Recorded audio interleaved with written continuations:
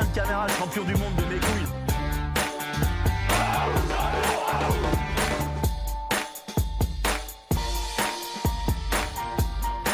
Bonjour à tous et bienvenue pour cette nouvelle saison d'Intérieur Sport. Créer du lien social, transmettre des valeurs comme l'esprit d'équipe, le respect des règles, encourager la persévérance et l'entraînement. On prête au sport beaucoup de vertus. Il serait devenu le dernier terrain de l'égalité, où l'origine sociale s'efface, où des jeunes de milieux populaires peuvent réussir aussi bien que ceux des quartiers cossus. Zidane, Anelka dans le foot, ou ceux dans la boxe, Amsloum ou Mosseli, champion olympique aux derniers JO. Les exemples sont nombreux. Pratiquer un sport haut niveau permet même aux États-Unis d'intégrer des universités grâce aux bourses d'études. Nous avons donc décidé de vous faire découvrir la vie de 3 grands champions connus du grand public, qui ont vu leur vie changer grâce au sport. Avec le montage de Paul Janekin, de Léopold Motte et de Vincent Valichon, voici le sport, un ascenseur social. C'est en banlieue, proche de Belgrade, que Novak Djokovic est né le 22 mai 1987. Novak Djokovic commence à fouler les premiers terrains de tennis de Belgrade à l'âge de 6 ans. Cependant, sa famille va quitter la capitale serbe pour fuir la guerre de Yougoslavie et décide de s'installer dans une petite ville calme du nom de Kopaonik, une petite ville en montagne où ses parents décident d'ouvrir un restaurant. La vie est très difficile à cette époque en Serbie. Les parents de Novak Djokovic n'ont pratiquement pas d'argent et ne peuvent pas inscrire leur fils au tennis, car il n'existe aucun cours de tennis à moins de 100 km de leur petite ville. Novak Djokovic décide donc à l'aide de ses 2 frères de construire un cours de tennis derrière le restaurant familial. C'est alors que le petit Novak commence à s'entraîner tous les jours à taper la balle. À l'âge de 7 ans, il est repéré par Jelena Gencic, une joueuse de tennis serbe de très haut niveau, qui a tout de suite repéré la détermination et le talent du jeune serbe.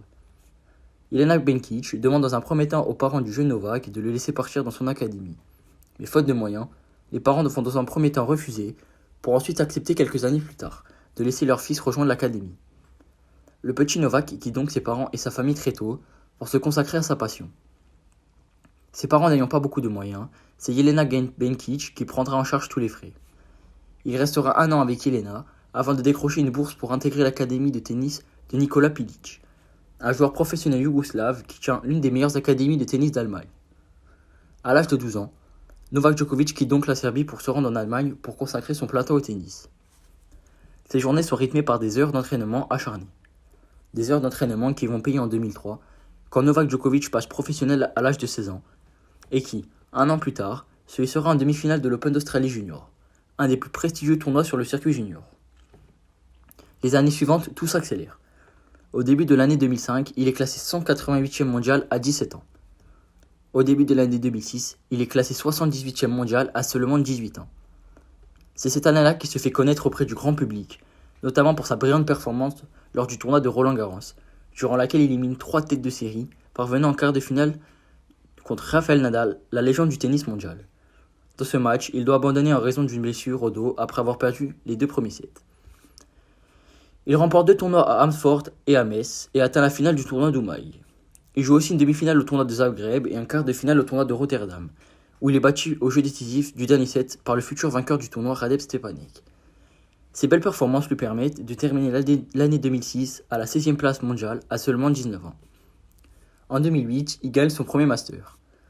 Entre 2011 et 2015, Novak Djokovic devient un champion incontesté. Il est la même année vainqueur de l'Open d'Australie, de Wimbledon et de l'US Open. 5 victoires en Master 1000 et une première place mondiale, et pour couronner le tout, il est élu meilleur sportif de l'année. Il enchaînera ensuite 4 saisons au sommet du tennis mondial, avec une place de numéro 1 mondial pendant 4 années. Il traversera une période de moins bien entre 2016 et 2018, puis récupérera sa place de numéro 1 mondial en 2019, où la même année, il bat le record de titres avec plus de 82 titres, mais aussi le record du nombre de semaines à la tête du classement mondial, plus de 311 semaines. Novak Djokovic est aujourd'hui considéré par beaucoup comme l'un des meilleurs joueurs de tennis de l'histoire. Il y a peu, Novak Djokovic a profité de l'arrêt des compétitions avec la crise sanitaire pour retourner dans sa ville natale et partager avec ses fans le terrain de tennis sur lequel il a frappé ses toutes premières balles, qui, complètement détruit par des bombardements pendant la guerre de Yougoslavie, a été remis en état pour que le Serbe garde une trace de son enfance difficile. Après une enfance rythmée par la guerre et le manque d'argent, Novak Djokovic est devenu l'un des plus grands tennisman de l'histoire. Le Serbe était un véritable idole dans ce pays, surtout pour les jeunes venant de familles pauvres comme la sienne, qui tentent de faire de leur passion leur vie future. La fortune de Novak Djokovic s'élève aujourd'hui à plus de 79 millions d'euros. De son enfance, Marie-Josée Pérec a des souvenirs contrastés. La vie était joyeuse, à la maison où l'on écoutait beaucoup de musique. La famille, composée de sa mère, Josette, son oncle, Georges, et la grand-mère baptisée Mémère, était très soudée. Sa grand-mère, Éléonore, vendeuse au marché de Basse-Terre, trouvait toujours le temps de s'occuper de sa petite fille, un peu rebelle, et de veiller à son éducation religieuse. À l'école, en revanche, la vie s'est transformée très rapidement en cauchemar pour Marie-Josée Pérec. Sa taille immense, sa singularité la mettent à l'écart. Ses camarades se moquent d'elle et pour les professeurs, difficile de comprendre cette grande fille maladroite. Elle fait du sport pendant 1 an au Cygne Noir, le club de basket de Basse-Terre, qu'avait choisi sa sœur, mais elle n'aime pas trop ça. Une professeure de PS du collège, Anne-Marie Soual, est la première à se rendre compte des qualités athlétiques de Marie-Josée Pérec. Lors d'une course, elle est scotchée par la performance de la jeune fille. Elle l'inscrit donc à un championnat. Marie-Jo dit oui sans trop y voir l'intérêt. Grâce à la persévérance d'Anne-Marie Soual et à l'autorité naturelle de Mémère, Marie-Josée Pérec finit par participer à une course qui lui permet d'être sélectionnée au championnat de France scolaire. Grâce à ces très bons résultats, Marie-Josée Pérec a l'opportunité de rejoindre l'INSEP, Institut national du sport, de l'expertise et de la performance. C'est pour elle une chance inouïe de pouvoir quitter son île natale et réussir son rêve en devenant athlète professionnelle. 2 ans après, l'athlète intègre l'INSEP, mais ça ne se passe pas très bien. Impossible de se faire au coach, à l'ambiance, à Paris, loin des coutumes de sa ville natale. Elle supplie sa famille de la faire rentrer en Guadeloupe. Puis, quelques semaines après, un sentiment d'échec l'envahit. Elle décide donc de revenir et grâce à un ami, elle intègre l'équipe de François Pépin au PUC, Paris Université Club. Marie-Josée Pérec s'investit de plus en plus dans de longues heures d'entraînement. Elle commence à prendre confiance en elle et prend conscience de son réel potentiel. Ses entraînements sont de plus en plus durs et intenses. Cependant, elle connaît une période de moins bien où elle remet tout en question, mais son désir de gagner des titres et surtout de rendre fière son île, qui n'a pas connu beaucoup de grands succès, lui a donné la force de persévérer. Tout son travail acharné va finalement payer. En effet, à partir de 1988, l'athlète enchaîne les succès. Entraînée par un nouveau coach, Jacques Piacenta, à Créteil, elle devient championne du monde du 400 mètres à Tokyo en 1991. Puis remporte une médaille d'or, toujours aux 400 mètres, aux Jeux Olympiques de Barcelone en 1992. Mais, avec son entraîneur, les relations sont explosives. Quelques mois après les JO de Barcelone, Marie-Josée Pérec décide d'en changer et de partir aux États-Unis suivre le programme de John Smith, avec des sprinteurs comme Atto Bolton ou encore Maurice Green. Au début, le coach américain ne voulait pas d'elle. Les filles ont trop de problèmes, disait-il. Mais la Guadeloupéenne fait ses preuves. Elle s'adapte vite à la Californie et à l'ambiance joyeuse que fait régner John Smith. Elle considère aujourd'hui cette période comme l'une des plus belles de sa vie. En 1996, Marie-Josée Pérec défile comme porte-drapeau de la délégation française aux Jeux Olympiques d'Atlanta. Elle est la première femme guadeloupéenne de l'histoire à porter ce drapeau. Une grande fierté pour toute sa famille. Il y avait une pression énorme sur mes épaules, dit-elle. Mais malgré cette pression, l'athlète surprend tout le monde en réalisant, comme Michael Johnson, un exploit incroyable, le doublé sur 400 mètres et 200 mètres au JO. 2 médailles d'or qu'elle a fêtées toute la nuit. 2 ans après les JO d'Atlanta, en 1998, Marie-Josée Pérec ressent une immense fatigue. Une mononucléose avec des complications cardiaques est à l'origine de ses graves problèmes de santé. Elle est hospitalisée 2 semaines et met beaucoup de temps à récupérer. Elle se relance en Allemagne où elle n'a qu'un objectif, se préparer aux Jeux Olympiques de 2000. Mais quand elle arrive à Sydney, avec son compagnon, l'athlète américain Antoine Maybank, les choses ne se déroulent pas comme prévu. Marie-Josée Pérec ressent une pression extrême de la presse australienne. Elle estime que l'enjeu de la compétition l'a dépassé complètement. L'Australie voulait une victoire de Cathy Freeman, d'origine aborigène, afin de montrer à la face du monde la réconciliation avec son peuple premier, écrit-elle dans sa biographie. Plutôt que de faire face, comme elle l'a toujours fait, l'athlète préfère fuir Sydney. Lors d'une escale à Singapour, la presse du monde entier la poursuit, au point que son compagnon finit par se bagarrer avec un caméraman. Cet épisode reste un moment particulièrement traumatisant de la vie de Marie-Josée Pérec.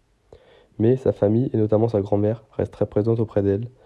Elle part alors plusieurs mois aux États-Unis, puis en Guadeloupe, où elle essaie de passer à autre chose. En 2002, Alain Bachung écrit dans la foulée une chanson qui prend la défense de Marie-Josée Pérec. L'athlète confie avoir écouté des centaines de fois cette chanson. Ça m'a fait du bien, cette chanson, et puis je l'aimais beaucoup, cet artiste, car il était comme moi, un peu écorché vif. Marie-Josée Pérec reprend l'entraînement dans l'espoir de participer aux mondiaux d'athlétisme de 2003 à Paris, mais là, elle se pète le dos en voulant trop se muscler et doit renoncer.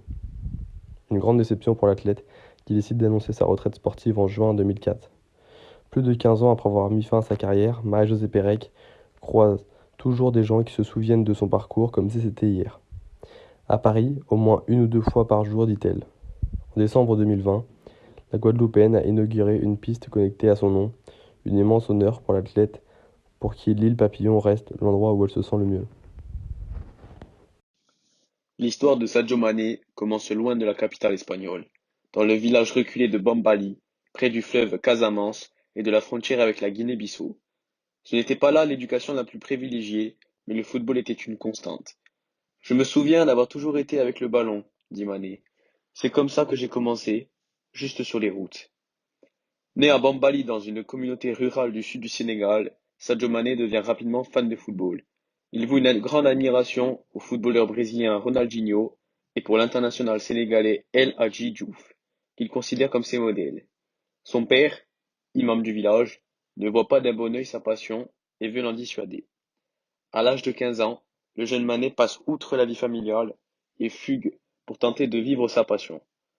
Il se souvient: j'ai fui le village pour aller à Dakar, sans que personne ne le sache. Et une semaine après, alors qu'ils me cherchaient partout, ils ont su que j'étais à la capitale et m'ont alors ramené au village. Mais à force de persuasion, Mané convainc les siens de le laisser quitter le village pour rencontrer des formateurs en ville. Il se rend à Mbour, la plus grande ville de football au Sénégal, avec son équipement précaire, un short et des chaussures abîmées. En 15 minutes seulement, il impressionna Abdou Diatta, le très expérimenté scout de l'académie Génération Foot. Génération Foot qui a par ailleurs lancé de nombreuses stars sénégalaises, dont Diafra Sakho et Papi Cissé. Et ses liens établis avec le football français allaient bientôt permettre de voir le jeune Mané bouger. Il rejoint Metz, où il fera ses débuts professionnels à 19 ans en janvier 2012.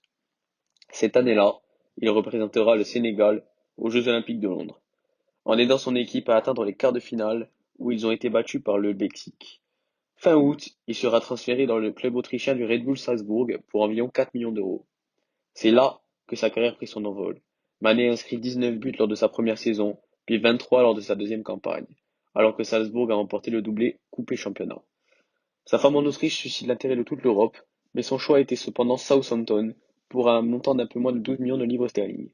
Ses débuts ont été retentissants et il a rapidement prospéré en marquant 10 buts en 32 apparitions. Il s'est notamment offert un coup de chapeau contre Aston Villa lors de l'avant-dernier week-end de la campagne. Le remarquable triplé de Mané a été réussi en seulement 2 minutes et 56 secondes, battant un record détenu par Robbie Fowler depuis 1994, légende de Liverpool. Et en parlant de Liverpool, l'été suivant, il signe à Liverpool pour 30 millions de livres sterling. Et comme à Southampton, ses débuts ont été effectués contre Arsenal à l'Emirates, avec cette fois un magnifique but en solo, alors que les Reds ont remporté un match épique 4 buts à 3. Sa première saison dans le Mersey sera interrompue pour une blessure au genou, mais il la terminera quand même avec le titre de meilleur joueur de l'année à Liverpool. Sa forme, cependant, a à peine souffert, alors que Liverpool irait en finale de la Ligue des Champions. Mané a marqué à chaque tour de la compétition. Lors de la finale contre le Real Madrid, Mané a de nouveau marqué, même si Liverpool s'est incliné 3 buts à 1 au stade olympique de Kiev. Ce fut une fin déchirante à une saison mémorable dans laquelle Mané avait marqué 20 buts toutes compétitions confondues. Mais la nuit est toujours plus sombre avant l'aube, et la saison 2018-2019 sera la meilleure de Mané.